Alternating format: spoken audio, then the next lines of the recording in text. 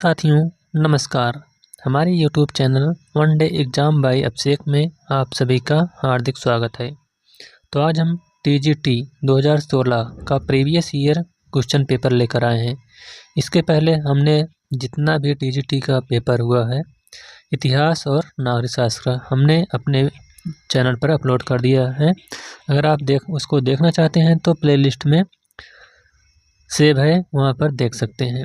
तो आइए देरी न करते हुए तुरंत शुरुआत करते हैं। क्वेश्चन पर आते हैं। क्वेश्चन है, निम्नलिखित में से किसने 1909 में lieutenant colonel sir William Curzon Wyllie पर भारतीय स्वतंत्रता आंदोलन में क्रांति के प्रथम कार्य के रूप में आक्रमण किया?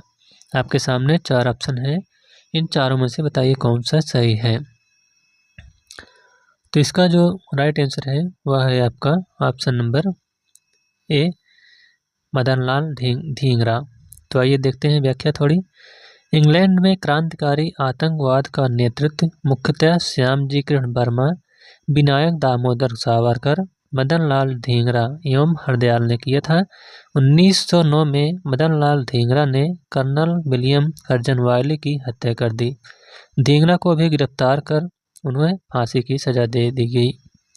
आइए चलते हैं अगले क्वेश्चन की ओर। अगला क्वेश्चन है, यहाँ पर क्वेश्चन नंबर 3 है। तो क्वेश्चन क्या है, निम्नलिखित में से सन 1916 में पृथक निर्वाचन क्षेत्र की स्वीकृति कांग्रेस द्वारा मुस्लिम लीग को रियायत दी गई थी? तो इसमें से बताइए कौन सा उत्तर सही है। तो इसका जो राइट आंसर है वह है आपका ऑप्शन नंबर बी, लखनऊ। तो लखनऊ समझौता ने भारतीय राष्ट्रीय कांग्रेस एवं मुस्लिम लीग में एकीकरण को संभव बना दिया। लखनऊ समझौते में जो प्रावधान हुए थे वह कौन कौन से प्रावधान थे? तो पहला था, कांग्रेस द्वारा उत्तरदायी शासन की मांग को लीग ने स्वीकार कर लिया। दूसरा था, कांग्रेस ने मुस्लिम लीग की मुसलमानों के लिए पृथक निर्वाचन व्यवस्था की मांग को स्वीकार किया। बहुत ही महत्वपूर्ण है। अगली जो प्रावधान किया गया था अगला वह है, केंद्रीय व्यवस्थापकीय सभा में कुल निर्वाचित भारतीय सदस्यों का 1/9 भाग मुसलमानों के लिए आरक्षित किया गया। अगला क्वेश्चन है, नेक्स्ट क्वेश्चन है, सही क्रम व्यवस्थित करें। तो आपके सामने यहाँ पर दिए गए हैं, इसमें सही क्रम व्यवस्थित करना है। सबसे पहले कौन आएगा, उसके बाद कौन, उसके बाद कौन। तो आइए देखते हैं, जो रौलट एक्ट है ये कब आया था? 1919 ईस्वी में। उसके बाद गांधी इरविन समझौता, यह कब? यह 1931 में हुआ था। उसके बाद मार्ले मिंटो सुधार, ये आपका कब आया था? 1909 में।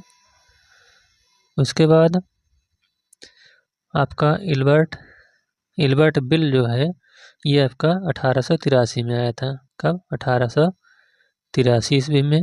तो यहाँ पर जो सीक्वेंस सही करेंगे तो हो जाएगा आपका ऑप्शन नंबर 1। सबसे पहले नंबर पर 4, उसके बाद 3, उसके बाद 1 और उसके बाद 2। आइए अगले क्वेश्चन की ओर चलते हैं। अगला क्वेश्चन है, उर्दू कवि जो द्वितीय और तृतीय गोल मेज सम्मेलन दोनों के प्रतिनिधि थे, तो कौन प्रतिनिधि थे? तो इसका राइट आंसर है option number B, Mohammad Iqbal. तो मोहम्मद इकबाल, इनका जन्म 1877 ईस्वी में और मृत्यु 1938 ईस्वी में हुआ था। इन्होंने अविभाज्य भारत के प्रसिद्ध कवि, नेता और दार्शनिक थे। कौन थे? कवि, नेता और दार्शनिक। इसके साथ ही उर्दू और फारसी में उनकी शायरी को आधुनिक काल में सर्वश्रेष्ठ शायरी गिना जाता है। चलिए अगले क्वेश्चन की ओर। नेक्स्ट क्वेश्चन है, निम्नलिखित में से कौन सा प्राचीन भारत के एक उपकरण परंपरा से नहीं जुड़ा है? तो इसका राइट आंसर है ऑप्शन नंबर डी, ग्रोसियन। तो ग्रोसियन जो है यह प्राचीन भारत में एक उपकर परंपरा से जुड़ा नहीं है। अगला क्वेश्चन है, ऋग्वेद संहिता की 1/4 रचनाएं किसको निर्देशित करती हैं? तो इसका राइट आंसर है ऑप्शन नंबर डी, इंद्र को। ऋग्वेद में लगभग 1/4 25% इंद्र के लिए कितने सूक्तों का उल्लेख किया गया है? 250 सूक्त। तो आप यहाँ पर जब उसको 1/4 करेंगे तो 25% आएगा। तो इसका राइट आंसर है ऑप्शन नंबर डी, इंद्र को। अगला क्वेश्चन, निम्नलिखित में से कौन सा ईसा पूर्व युग में प्राचीन भारतीय इतिहास की एक घटना नहीं है? तो इसमें से जो घटना नहीं है वह है ऑप्शन नंबर सी, चतुर्थ बौद्ध संगीत। चतुर्थ बौद्ध संगीत जो है यह कब हुई थी? 102 ईस्वी में हुई थी। और ये सब ईसा पूर्व में ये पूछा है, ईसा पूर्व में भारतीय इतिहास की एक घटना नहीं है। तो ये जो है 102 ईस्वी में हुआ था। किसके समय में? कनिष्क के समय में। तो इसका राइट आंसर है ऑप्शन नंबर सी। अगला क्वेश्चन है, जैन धर्म में एक पृथक संप्रदाय के रूप में श्वेतांबर की स्थापना में परिणत हुई। तो यह कहाँ पर हुई थी? तो यह जो है आपका, ये जो है इसमें विकल्प गलत दिए गए हैं, क्योंकि प्रथम जब व्याख्या देखते हैं, प्रथम जैन संगीत का जो आयोजन हुआ था 4th शताब्दी ईसा पूर्व पाटलिपुत्र में किया गया था। और इसकी अध्यक्षता कौन की थी? स्थूलभद्र ने। इस सभा में जैन धर्म के 12 अंगों का सर्वप्रथम संकलन हुआ तथा श्वेतांबर एवं दिगंबर संप्रदाय नामक में विभाजित हो गया। स्थूलभद्र के अनुयायी श्वेतांबर कहलाए, जबकि भद्रवायु के अनुयायी दिगंबर कहलाए।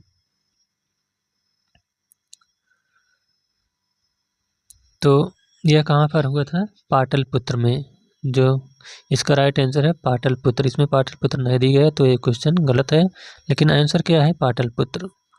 आइए अगले क्वेश्चन की ओर चलते हैं।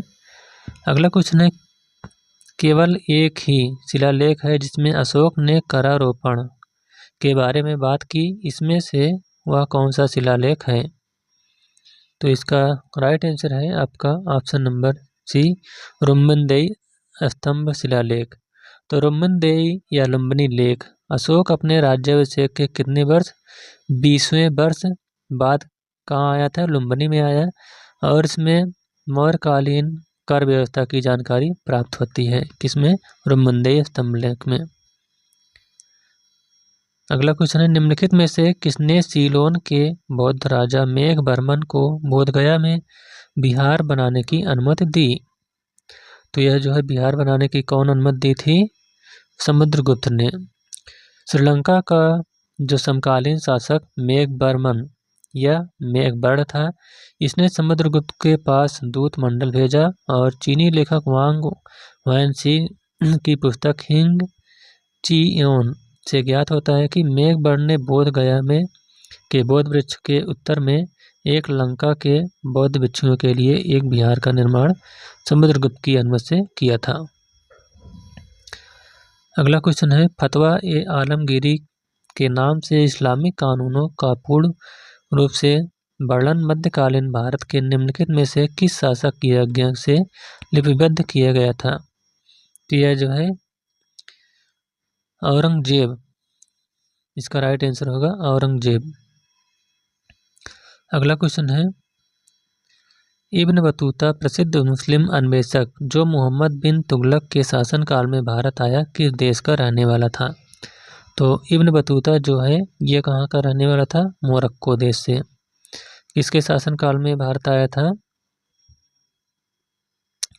यह तुगलक शासन के काल में भारत आया था। अगला क्वेश्चन है, निम्नलिखित में से किसने 1613 ईस्वी में सूरत में अंग्रेजों द्वारा कारखाना स्थापित करने के लिए फरमान जारी करने हेतु जहांगीर को प्रभावित किया? तो इसका राइट आंसर है ऑप्शन नंबर डी, अंग्रेजों द्वारा पुर्तगालियों के नौसैनिक स्क्वाड्रन की हार। अगला क्वेश्चन है, महान मुगल साम्राज्य के संस्थापक बाबर ने अपना वंश किससे जोड़ा है? मोस्ट इम्पॉर्टेंट क्वेश्चन है। तो इसका जो राइट आंसर है वह है ऑप्शन नंबर ए, पिता वंश के तैमूर और माता वंश के चंगेज खान के साथ जोड़ा जाता है। तो एशिया के दो बड़े लोक कंटकों चंगेज खां एवं तैमूर का रक्त बाबर की धमनियों में मिला हुआ था। पितृवंश की ओर से वह तैमूर का 5वां वंशज और मातृपक्ष की ओर से चंगेज खां का 14वां वंशज था। बाबर 1494 ईस्वी में 12 वर्ष की उम्र में फरगना का शासक बना और फरगना की राजधानी आंदीजान थी। बाबर नक्शबंदी सिलसिले के उबैदुल्ला अहरार का शिष्य था। आइए देखते हैं अगला क्वेश्चन। अगला क्वेश्चन है, फिरोज शाह तुगलक के शासनकाल में निम्नलिखित में से कौन कर युद्ध के दौरान लूट के माल का 1/6 था? इसका राइट आंसर है ऑप्शन नंबर बी, खम्स। तो खुम्स या माल ए गनीमह शरीयत के अनुसार लूटे हुए धन या खानों अथवा भूमि में गड़े हुए खजानों से प्राप्त जो संपत्ति होती थी उसे खुम्स कहा जाता था। अगला क्वेश्चन है, अष्टप्रधान जो शिवाजी के संदर्भ में निम्न में से कौन केंद्रीय प्रशासन के प्रभारी थे? तो इसमें से जो केंद्रीय प्रशासन के प्रभारी थे वह हैं मोरो त्रिम्बक पिंगले। आइए देखते हैं अगला क्वेश्चन। अगला क्वेश्चन है, निम्नलिखित में से किस मामले में बीडी सावरकर को 1911 में अंडमान और निकोबार द्वीप समूह की कुविख्यात सेलुलर जेल में आजीवन भेजे जाने की सजा दी गई? तो यह नासिक षड्यंत्र केस में। तो नासिक षड्यंत्र केस कब हुआ था? 1909 ईस्वी में हुआ था। 21 दिसंबर 1909 की रात को नासिक के जिला मजिस्ट्रेट जैक्सन को कार्रवाई गुट के अनंत लक्ष्मण कन्हारे को गोली मार दी। कन्हारे कृष्ण जी, गोपाल कर्वे और विनायक देश पांडे को 19 अप्रैल 1911 को फांसी दे दी गई। अगला क्वेश्चन है, CR दास यानी चित्तरंजन दास की मृत्यु के बाद स्वराज पार्टी का दलों में विभाजन हो गया था और प्रतिक्रियावादी दल ने के लिए कार्य किया, यानी किसके लिए कार्य किया? तो इसका जो राइट आंसर है वह है ऑप्शन नंबर ए, ब्रिटिश सरकार के साथ सहयोग करके हिंदू हितों की रक्षा करना। अगला क्वेश्चन है, निम्नलिखित में से किसने भारतीय विश्वविद्यालयों में धार्मिक शिक्षा के लिए प्रबलता से वकालत की? तो जो धार्मिक शिक्षा के लिए प्रबलता से वकालत करने वाले हैं वे कौन है? स्वामी विवेकानंद। आइए नेक्स्ट क्वेश्चन की ओर चलते हैं। अगला क्वेश्चन है, सामाजिक कानूनों को उसे पारित कर किए गए वर्षों के साथ मिलान कीजिए। तो आइए देखते हैं, यहाँ पर मिलान करते हैं कौन सा सही है। सती प्रथा का उन्मूलन। तो सती प्रथा का उन्मूलन कब हुआ था? ये हुआ था 1829-30 ईस्वी में। विधवा पुनर्विवाह कानून ये हुआ था कब आपका? 1856 ईस्वी में। कन्या भ्रूण हत्या निषेध ये 1804 ईस्वी में। और दास प्रथा का उन्मूलन 1843 ईस्वी में। तो इसका राइट आंसर है ऑप्शन नंबर सी, 3, 4, 2 और 1। यहाँ पर देख सकते हैं। अगला क्वेश्चन है, भारतीय स्थल पर गड्ढे खोदने के साक्ष्य निम्नलिखित में से किस प्राचीन स्थान पर पाए गए हैं? तो जो गड्ढे खोदने का साक्ष्य मिला है यह आपका कहाँ से मिला है? बुर्जहोम और रंगपुर से। अगला क्वेश्चन है, निम्नलिखित में से कौन वैदिक लेख पहली बार पुनर्जन्म के सिद्धांत की प्रणालीगत व्याख्या देता है? तो 23 क्वेश्चन का राइट आंसर है option number C, Shatapatha Brahmana. Shatapatha Brahmana में कहा गया है कि इसमें पुनर्जन्म के सिद्धांत का उल्लेख किया गया है। अगला क्वेश्चन है, निष्क निम्नलिखित में से किस काल में विनिमय के एक माध्यम के रूप में प्रयुक्त था? तो यह आपका निष्क जो है ये हो जाएगा ऑप्शन नंबर ए, वैदिक काल। वैदिक काल में विनिमय के माध्यम के रूप में निष्क का भी उल्लेख हुआ है। वैदिक काल में जल थल दोनों माध्यमों से व्यापार होता था। वाजपेयी संहिता में 100 डंडों वाले जलपोतों का उल्लेख मिलता है। अगला क्वेश्चन है, निम्नलिखित में से कौन से कार्य अशोक द्वारा नियुक्त राजुक निष्पादित करते थे? तो राजुक कौन सा कार्य करता था? यह न्यायिक कार्य करता था। अगला क्वेश्चन है, प्रशस्ति क्या है? प्रशस्ति का अर्थ क्या है? तो जो प्रशस्ति है इसका अर्थ क्या है? इसका अर्थ है राजा की स्तुति। अगला क्वेश्चन, निम्नलिखित में से कौन सही युग्म नहीं है? तो यहाँ पर सही युग्म नहीं है तो एलिफेंटा की जो गुफाएं हैं ये मौर्य काल में नहीं बनी थी, यही आपका सुमेलित नहीं है। इसके अलावा एलोरा गुफाएं जो थी राष्ट्रकूट के शासनकाल में बनी थी। महाबलीपुरम का मंदिर पल्लव काल में, खजुराहो का चंदेल काल में। अगला क्वेश्चन, निम्नलिखित में से कौन सा वाक्य असत्य है? तो इसमें से जो असत्य वाक्य है वह है ऑप्शन नंबर सी, बलबन ने कुतुब मीनार का निर्माण पूर्ण करवाया। यही आपका गलत है, क्योंकि बलबन ये नहीं, ये इल्तुतमिश ने कुतुब मीनार का निर्माण का कार्य पूर्ण करवाया था। आइए देखते हैं अगला क्वेश्चन है, निम्नलिखित में से किसे मुगल शासकों के काल के दौरान न्यायिक प्रणाली में सर्वोच्च पद पर नियुक्त किया गया था? तो जो सर्वोच्च पद पर नियुक्त किया गया था वह था काजी उल कुजात। तो काजी उल कुजात यह न्याय विभाग का प्रमुख होता था।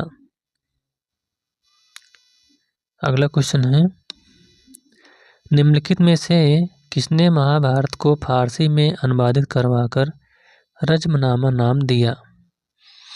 तो इसका राइट आंसर है ऑप्शन नंबर ए, अकबर ने।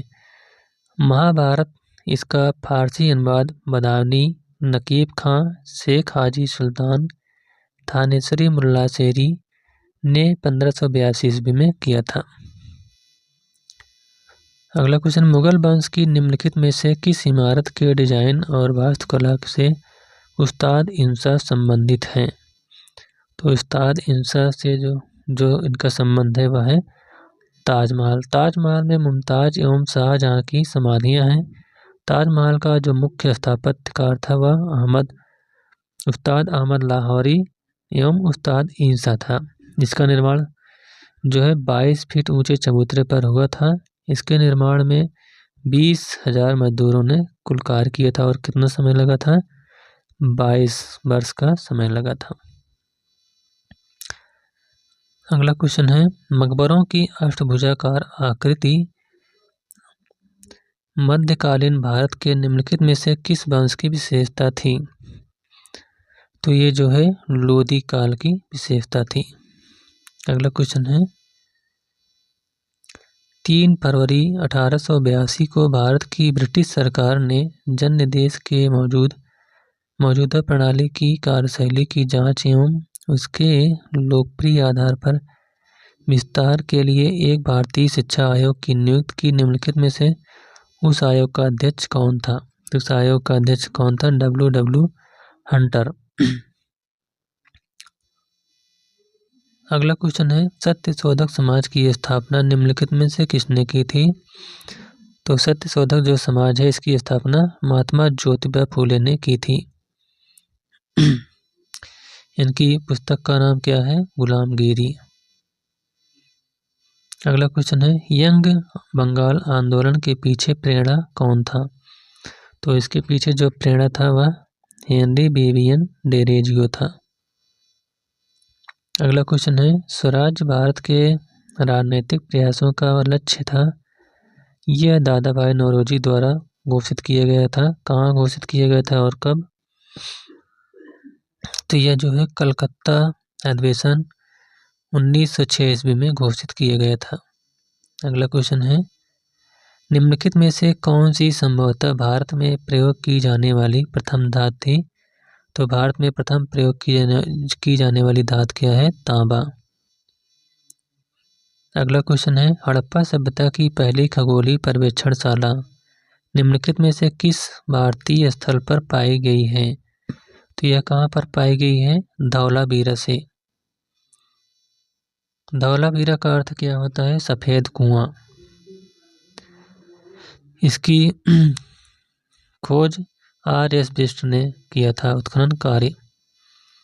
अगला क्वेश्चन है प्राचीन भारतीय लेखों के अनुसार निम्नलिखित में से कौन सी दो नदियों के बीच भूमि ब्रह्मवर्त कहलाती थी? तो वह है आपका सरस्वती और दृष्टद्वती नदी के बीच की जो भूमि होती थी वह ब्रह्मवर्त कहलाती थी। अगला क्वेश्चन है निम्नलिखित में से कौन सा कर्मकांडी वेद है? तो इसमें से जो कर्मकांडी वेद है वह है आपका यजुर्वेद।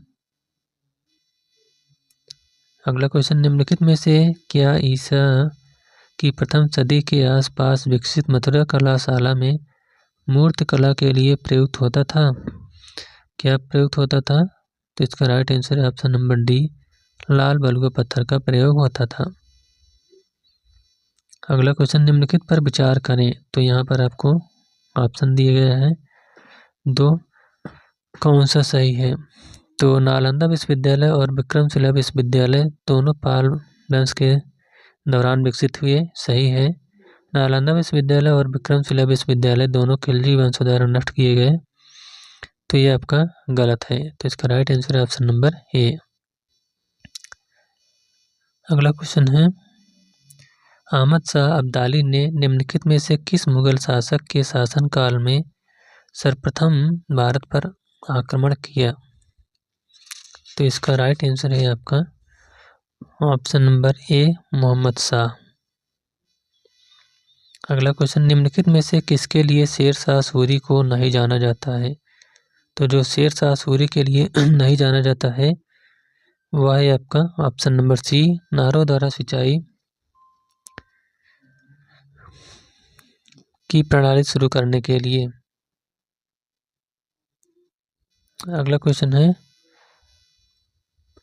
निम्नलिखित में से किसने कश्मीर में शालीमार और निशात बाग की नींव रखी? तो यह है जहांगीर। जहांगीर ने कश्मीर में शालीमार और निशांत बाग की नींव रखी थी। अगला क्वेश्चन निम्नलिखित में से किस युद्ध में पहली बार तोपखाने का प्रयोग किया गया था? तो यह है आपका पानीपत का प्रथम युद्ध। पानीपत का जो प्रथम युद्ध था इसमें बाबर ने तोपखाने का प्रयोग किया था। अगला क्वेश्चन है 1556 में दिल्ली में खोने वाला हिंदू शासक कौन था? तो वह है आपका हेमू। अगला क्वेश्चन बाबर की मृत्यु 26 दिसंबर 1530 ईस्वी में हुई और उसे आगरा के आराम बाग में दफनाया गया। बाद में शेर शाह के शासनकाल के दौरान उसके शरीर को निम्नलिखित में से किस स्थान पर ले जाकर दफनाया गया? तो यह है आपका काबुल में दफनाया गया था। अगला क्वेश्चन ब्रिटिश काल के दौरान भारत का शीर्ष न्यायालय निम्नलिखित में से कौन सा था?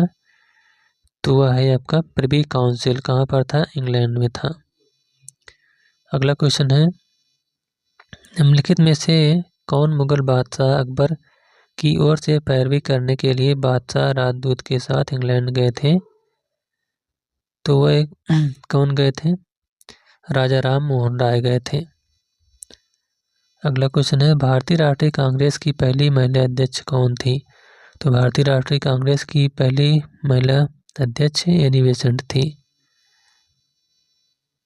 अगला है गदर आंदोलन के शुरू होने का सबसे महत्वपूर्ण कारण क्या था? तो इसका जो सबसे महत्वपूर्ण कारण है वह है प्रथम विश्व युद्ध का आरंभ। आइए देखते हैं अगला क्वेश्चन। अगला क्वेश्चन है प्राचीन भारत की जोरे संस्कृत निम्नलिखित में से राज्यों से किस स्थान के नाम पर नामित की गई थी? तो यह जो है कहाँ पर? महाराष्ट्र के नाम पर नामित की गई थी। अगला क्वेश्चन है सिंधु घाटी सभ्यता का